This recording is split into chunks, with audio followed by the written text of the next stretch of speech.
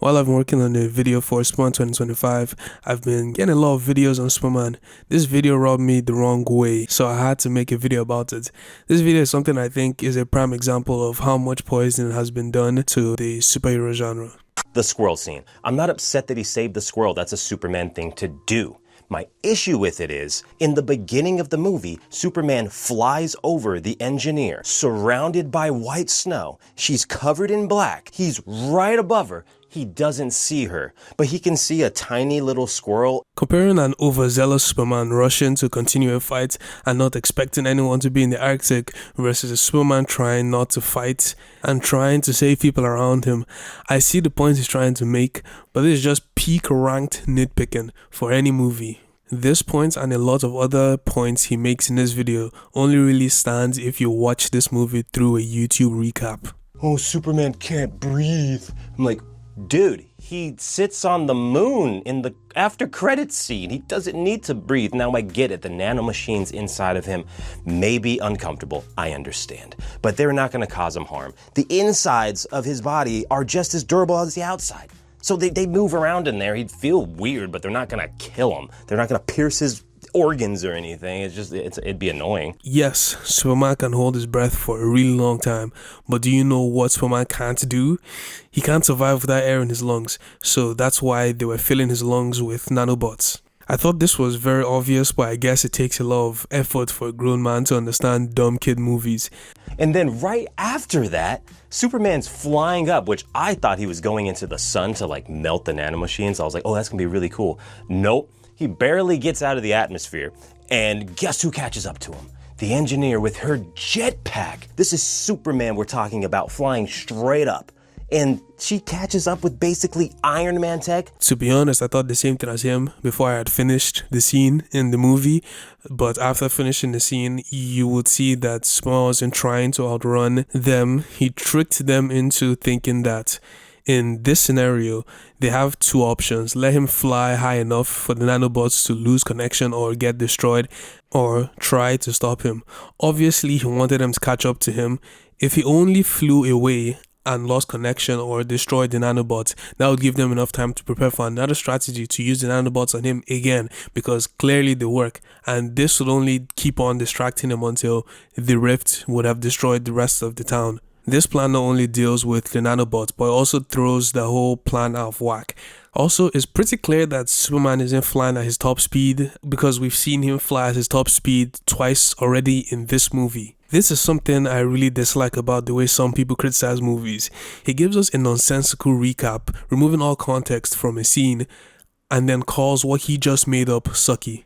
This isn't a valid way to criticize a movie. To get the nanites off? Doesn't matter if he gets them off his face. The nanites are still in his lungs. I would also like to add that in the movie, they specify that even if Superman could get the nanobots off of his face, it wouldn't work because he still had the nanobots in his lungs. Even if he did go to the sun, it wouldn't be enough to take away the nanobots from his lungs. The engineer gets inside of the Fortress of Solitude and decides to hack into this Kryptonian technology and only downloads the Jor-El message, which is bizarre to me because at the end, the robots tell Superman or ask Superman, they say, hey, did you want to watch those videos of your parents? This always cheers him up. That implies that he watches this routinely, which means that's in their system, which means Lex trying to figure out his identity and stuff like that later. I'm like, why didn't she download everything? She would have got all of the memories, Mom, Pa Kent footage. She would have gotten all of that, but she only gets the Jor-El thing.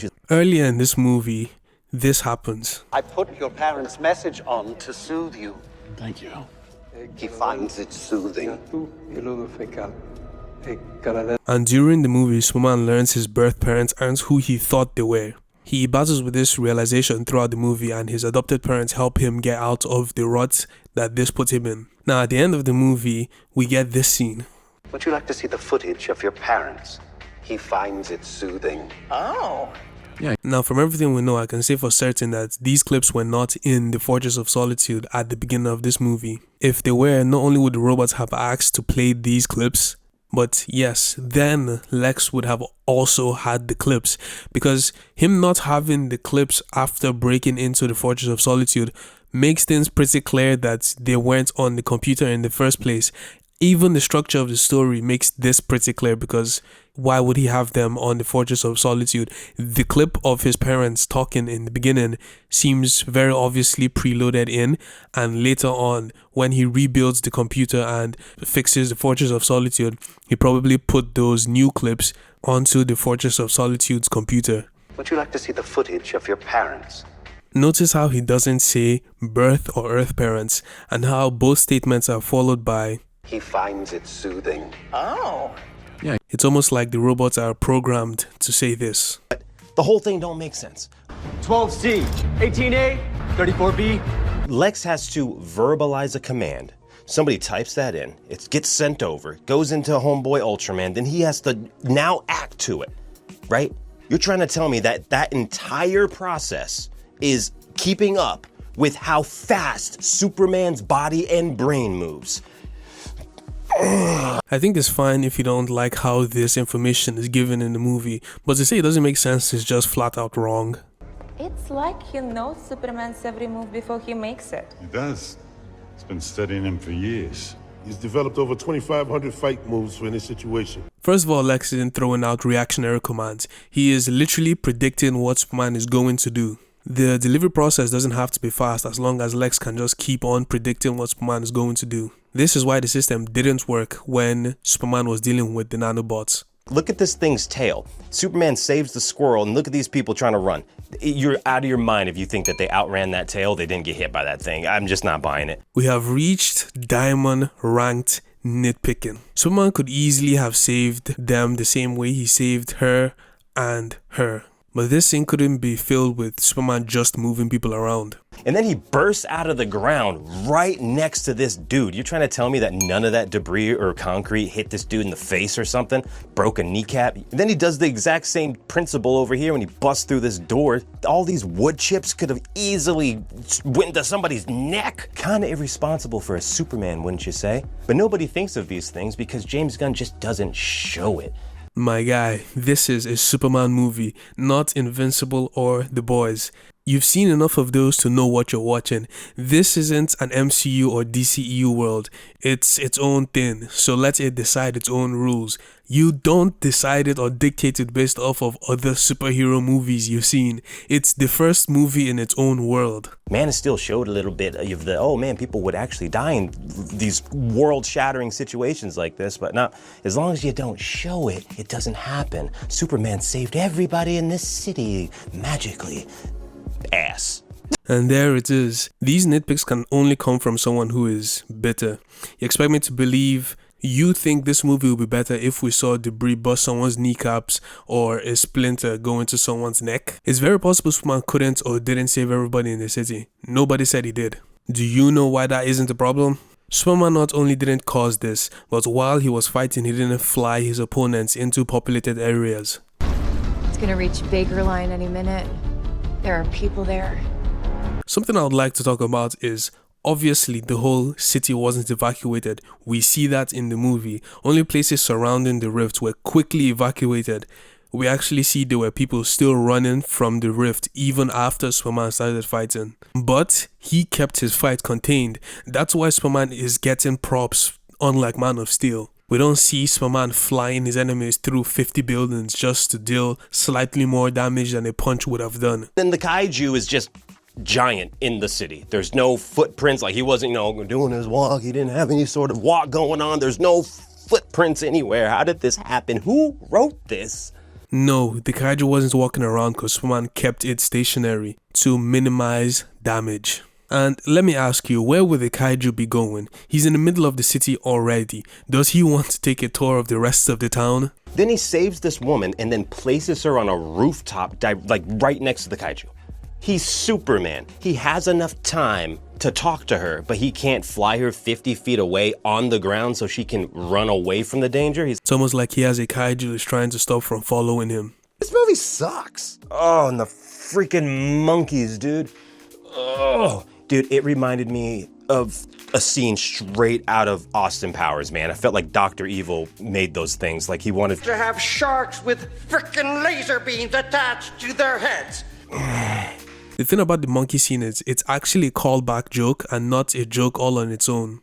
Superman is popular. Less so every day, according to Chatter Online. Not just my monkey bots here farming outrage 24/7, trashing you online.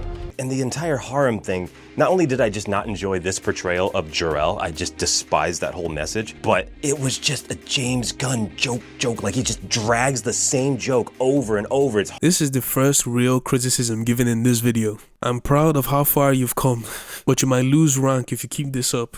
And I don't like what they did with Pa Kent. He was on screen for just like, what, 5-10 minutes tops, maybe less? Within that time, he cries twice. And the first time he does it, he's like, is my son gonna be okay? And they're like, yeah, he's totally gonna be fine. He just needs to rest it off, just a little kryptonite poisoning. He's gonna be fine. And he's like, oh. He's mad that dad cares about his dying son. And then here, Superman grabs this whole building right from the middle to save this woman in her car. And I'm like, how? Dude, as soon as he grabbed the force, him grabbing it right there, the sides and everything would have been crumbling, and like he just like grabs it, like he's like, shh. Oh no, the comic book superhero movie does a common superhero feat. How could this be? And then he's got this spinning lasers going on, and these guys are just falling out of the sky and hitting the ground. They're like, oh.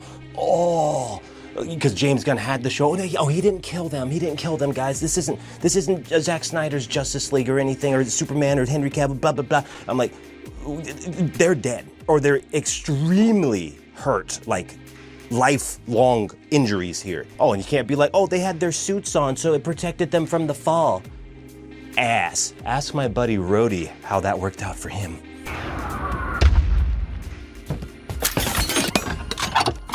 This goes back to what he said before. Even if we do see people survive these things or Superman not kill someone, they have to be dead because he said so. Saying things don't play out the same way it did in the MCU isn't a valid criticism for this movie. And in the MCU, Rhodey didn't die from that either. Are you mad about James Gunn not showing things or him showing things? Make up your mind. He has the time to sit here and just yap the Lex like, oh, man, I'm human as you. When there's literally a war going on and children putting up flags for him to come save them. Oh, the Justice Gang got it. Oh, yeah. No. They only got it because he's wasting his time talking to Lex right now. He could be over there right now. By this point, the Justice Gang already stopped the war. Why would Superman leave only Mr. Terrific with Lex to check on the three superheroes? Literally anything could happen. Ultraman or the Engineer could come back. Plus, if he was needed in the war, Mr. Terrific would have told him so. And then let's be real here. Krypto thrashing Lex all around the place, and does he break his arm? I don't know. The amount of force that Krypto has, and like, he could easily die right here. It's just not that type of movie, bro. And drunk Supergirl, that don't make no sense to me. Oh, she went to a place with the red sun or whatever, and she gets drunk, and then she comes over the yellow sun. And Like, I get that. I get that. But tell me why she has enough yellow sun radiation to withstand these crushing Krypto blows. Look at the floor cracking. She can withstand that because of the yellow sun radiation, but she's not quite charged enough for her system to remove the alcohol in her body. We don't fully know exactly how the sun helps Kryptonians in this universe. Superman flew from America to the Arctic and still had broken bones. I think it's safe to assume they of course have the powers, but not instant healing, which would be needed to nullify Supergirl being drunk. We also don't know the type of alcohol she was drinking and how long the effects could last. And even in the comics, solar energy doesn't immediately affect Kryptonian cells. It was the same thing in Man of Steel. It's always been a semi-slow ramp up of how the powers increase based off of how long they've been under solar radiation. If Supergirl is just now coming onto Earth from a different solar system, of course she would still be drunk. It's the same way when they are under the red sun. It doesn't immediately take away the powers. It slowly ramps the powers down and weakens it. These are all things a huge fan of Superman like yourself should have already thought about. Time and time again, we get the same tired talking points from any Snyder DC community chat. His video not only shows a clear lack of understanding the movie he is attempting to criticize, but also relies so heavily on nitpicking that he fails to even mention any character motivations or even to talk about what the movie is trying to accomplish. Of course, if he was to take a deeper look at anything in this movie, a lot of his complaints would be gone, but I don't think this dude went to watch this movie with the goal of enjoying it. I think it's very lazy and disingenuous to actively ignore all depth a movie has in order to label it as shallow, yet allow the most simple things to escape you because you are too focused on the wrong things. I plan to make one last video on Superman 2025 specifically, and then leave in this to move on to other topics.